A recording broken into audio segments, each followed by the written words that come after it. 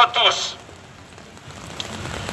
Je suis très heureux d'être présent cet après-midi à Tarbes parmi vous, malgré le mauvais temps qui ne nous arrange pas, mais bon, tant pis. Quand on résiste par tous les temps. Et je remercie tous les courageux qui sont venus nous rejoindre. Tarbes en danger, rassemblement pour la paix en Europe, voilà l'objet de notre rassemblement. Alors, pourquoi Tarbes en danger? Et quel en est le lien avec la paix en Europe? C'est à ces questions que je vais essayer de répondre aujourd'hui. Tout d'abord, et pour que mes propos ne soient pas déformés, il faut faire un rappel historique des faits, dont certains remontent à la Deuxième Guerre mondiale. En effet, les combats qui se déroulent actuellement en Ukraine ont un retentissement jusque dans notre pays, et le gouvernement Macron nous implique dans ce conflit en nous obligeant à prendre position pour un camp plutôt que pour l'autre. Je dois préciser que mon exposé se doit d'être objectif et que celui-ci ne va que dans le sens de l'intérêt de notre pays. C'est un discours qui devrait pouvoir être tenu par tout citoyen bien informé. Malheureusement, la propagande gouvernementale est portée par les médias de masse, lesquels sont copieusement arrosés par des subventions pharaoniques venant de l'argent du contribuable. Je rappellerai toutefois que les médias de propagande sont tenus à respecter la charte de Munich et notamment les 10 devoirs de celle-ci, que ceux-ci ont semble-t-il oubliés depuis bien longtemps. Nous intervenons ici de façon totalement apartisane, avec bon sens, dans le cadre de l'intérêt supérieur de la nation, en tant que membre de la société civile. Cette mise au point doit être faite, car beaucoup essaient de nous situer sur un échiquier politique devenu complètement archaïque et obsolète, pour ne pas dire pervers, pendant que d'autres tentent de dénaturer le sens de nos actions. Que se passe-t-il en Ukraine? Après des années de manipulation pratiquées sous l'égide de fonds financiers et d'agences de renseignement américaines, Washington a réussi à déstabiliser le pouvoir en Ukraine par un coup d'État sous prétexte de lutte antiterroriste. À l'époque, le régime de Kiev était proche de Moscou. Le but était de séparer l'Ukraine de la Russie, divisée pour mieux régner. Le pays est frontalier de la Russie et ce genre de manœuvre ne pouvait aboutir qu'à des conflits de voisinage provoqués par Washington. Je n'invente rien en disant cela, c'est l'exécution d'un plan de la CIA datant des années 60. La population de l'Est de l'Ukraine, en grande majorité pro-russe, a réagi en 2014 en déclarant son indépendance. Elle l'a fait dans le cadre du peuple à disposer d'eux-mêmes, il convient de le rappeler. La réaction du régime de Kiev a été très violente, sous la poussée de nationalistes issus d'un mouvement nazi bandériste. Ce fut la révolution colorée, dite orange.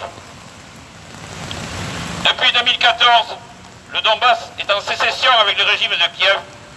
Les bombardements quasi quotidiens de la population civile du Donbass par le régime de Kiev ont causé plus de 13 000 morts pendant 9 ans, notamment avec des obus de 155 mm fournis par l'OTAN. Ce n'était donc pas le fait de la Fédération de Russie. Qu'ont fait les Occidentaux pendant toutes ces années pour apaiser le sort de cette population du Donbass? Rien du tout. Et au pire, mettre de l'huile sur le feu. En effet, les accords de Minsk, qui étaient censés régler le conflit, ont été de l'aveu même de François Hollande et d'Angela Merkel une ruse pour gagner du temps et permettre à l'Ukraine de s'armer suffisamment pour reprendre militairement ses territoires et pourquoi pas attaquer la Russie. C'est probablement au moment même où l'Ukraine s'était suffisamment armée et avait massé ses troupes autour du Donbass que la Fédération de Russie est intervenue afin d'éviter le génocide final de cette région. L'issue était inévitable et les façons de faire de la diplomatie otanienne, américaine et européenne ne nous posent pas du côté des gentils. Je parle ici des pouvoirs politiques et militaires, toujours au service de l'oligarchie mondialiste très malveillante. Les peuples européens et américains sont toujours les dindons de la farce. Pour finir sur ce sujet, je souhaite confirmer que le régime de Kiev est bien imprégné d'idéologie nazie. Le nazisme est aussi présent dans la culture ukrainienne. Le fantôme de Stéphane Bandera plane encore dans les villes, les rues, les boulevards de l'ouest de l'Ukraine. Le bataillon Azov arbore un fanion similaire à celui de la division d'Astreich. Vous en avez la preuve sur une photo là. Qui a martyrisé et immolé par le feu la population du village de Rodor-sur-Glane le 10 juin 1944, où 642 civils ont été tués. Cette division SS avait aussi des Ukrainiens parmi ses rangs, ne l'oublions pas. D'ailleurs, on pourrait faire un parallèle entre cette tuerie à Oradour-sur-Glane, des femmes et des enfants brûlés vifs dans l'église du village, et les 42 pro-russes brûlés vifs dans la maison des syndicats le 2 mai 2014 à Odessa, encore par des Ukrainiens dont certains ont appartenu au bataillon Azov. Alors les médias de propagande qui nous racontent qu'il n'y a pas de nazis en Ukraine sont dans l'imposture la plus grande qui soit. Des groupes nazis, il y en a dans tous les pays, et même certainement en Russie également.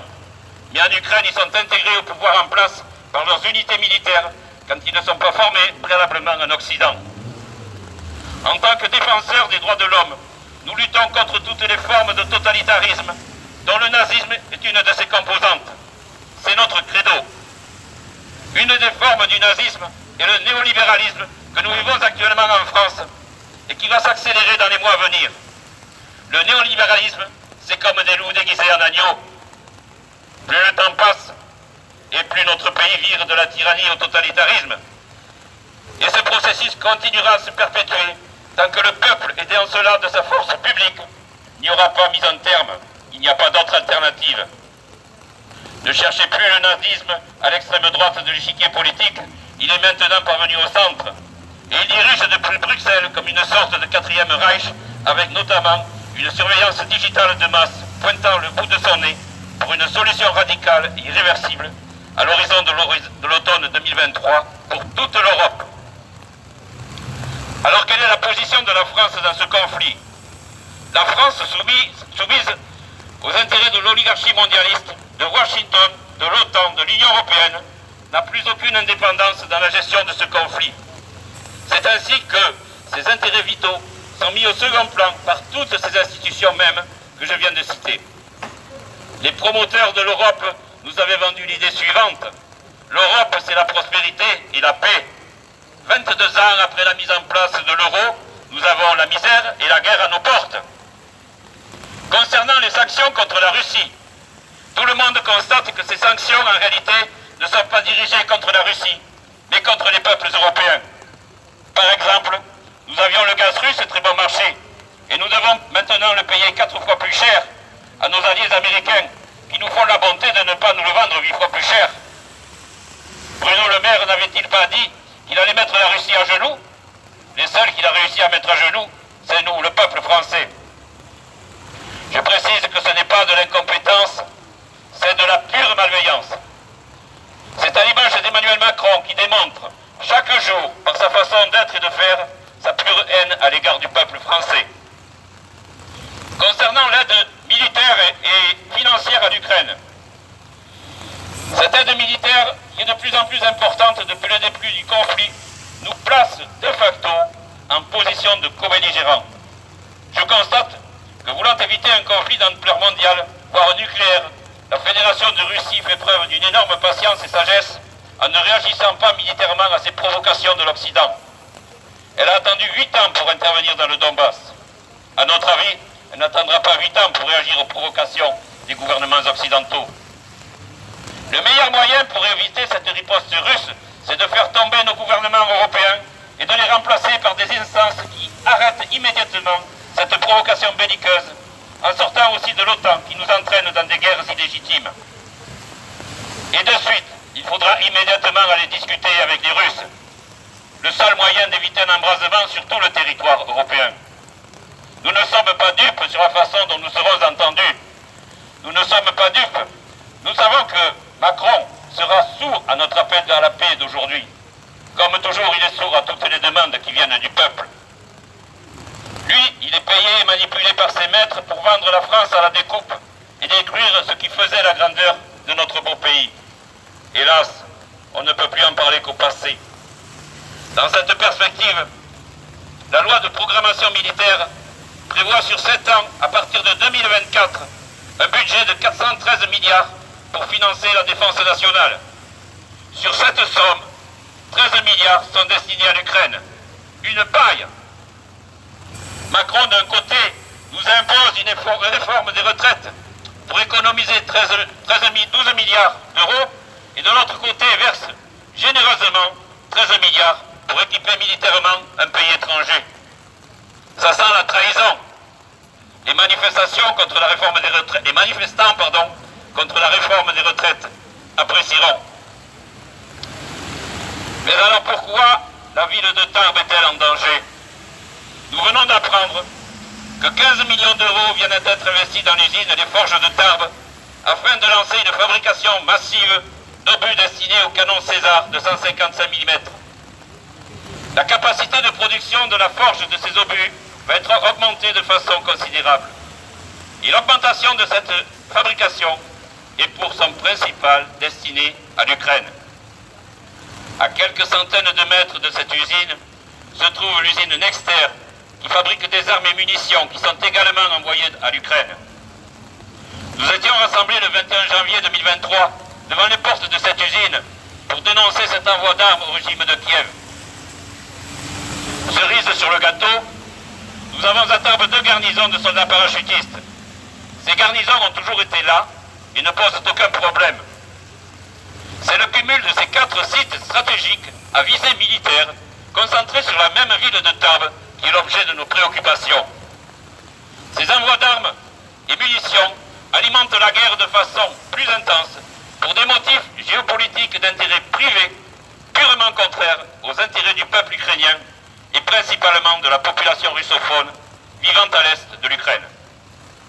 De plus, cela risque d'entraîner notre pays dans une guerre fratricide contre la Fédération de Russie qui n'a pas agressé les intérêts de la France. Si malheureusement cela se produit, et il y a de fortes chances que oui, la ville de Tarbes deviendra une cible stratégique pour l'armée russe. On sait que la doctrine militaire de l'armée russe est de détruire tout les approvisionnements derrière les lignes de son ennemi. La ville pourrait être rayée de la carte avec un ou plusieurs missiles hypersoniques que notre défense aérienne est incapable d'intercepter. Emmanuel Macron et son gouvernement, sans aucun mandat pour le faire, agressent économiquement et militairement par procuration la Fédération de Russie. De ce fait, il met la France et Tarbes en danger. À aucun moment le peuple français n'a été consulté pour commettre des actes aussi graves. C'est un acte de trahison au service de puissances étrangères publiques et privées.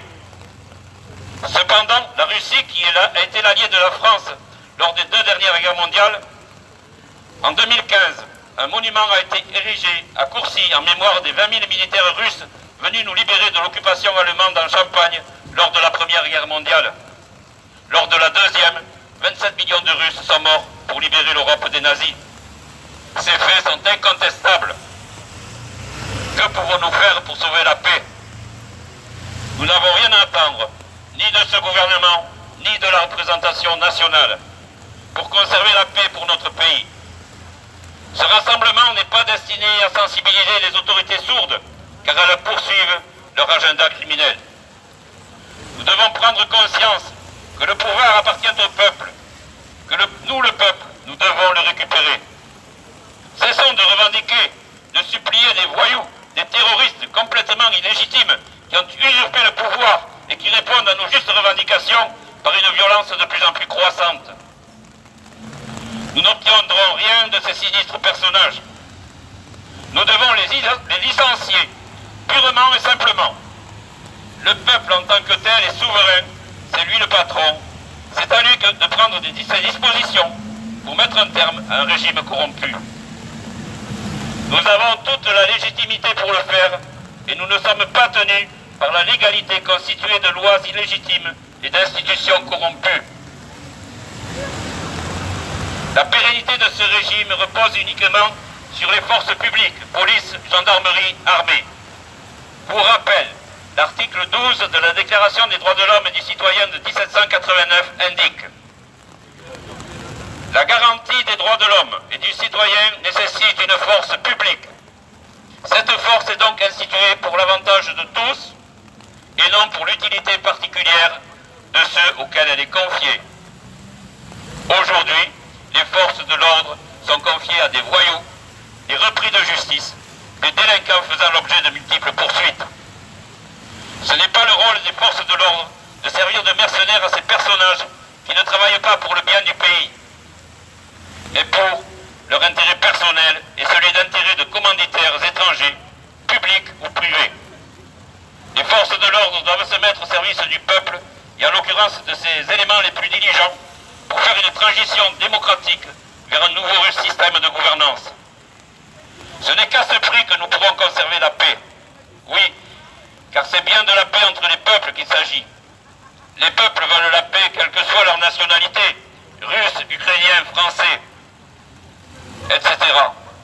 Seuls les dirigeants traîtres et corrompus, instrumentalisés, manipulés par les puissantes grandes familles de la finance et de l'industrie, qui sont à l'origine de toutes les misères du monde depuis plusieurs siècles, fomentent la guerre. Le but, toujours le même, est de se remplir un peu plus les poches sur le dos de la souffrance des peuples et de la misère des martyrs civils et militaires, hommes, femmes et enfants. L'argent n'est pas le seul mobile de leurs crimes. Leur intention, qui n'est même plus cachée, est aussi de mettre toute l'humanité en coupe réglée dans une dictature mondiale avec un gouvernement mondial.